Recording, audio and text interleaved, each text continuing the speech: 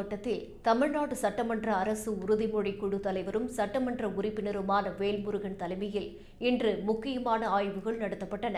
இதில் பெரியகுளம் மாவட்ட அரசு தலைமை மருத்துவமனையின் குறைபாடுகள் வெளியானது.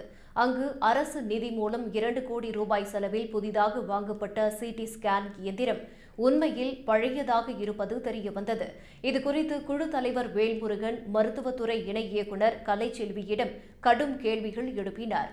அதிலும் புதிய சிடி ஸ்கேன் எந்திரத்திற்கு பதிலாக பழைய எந்திரத்திற்கான ஆவணங்கள் வழங்கப்பட்டதை கண்ட குழு தலைவர் அந்த புதிய இயந்திரம் எந்த மருத்துவமனையில் நிறுவப்பட்டுள்ளது என்பதையும் தற்போது உள்ள இயந்திரம் ஏற்கனவே எங்கு பயன்பாட்டில் இருந்தது என்பதையும் ஆவணங்களுடன் உடனடியாக அறிக்கையாக சமர்ப்பிக்க உத்தரவிட்டார். இதைத் தொடர்ந்து அவசர சிகிச்சை மையம், பிசியோதெரபி மையம், உள்நோயாளிகள் பிரிவுகள் மற்றும் மருத்துவமனை கட்டடங்களின் செயல்நிலை குறித்தும் குழு ஆய்வு செய்தது.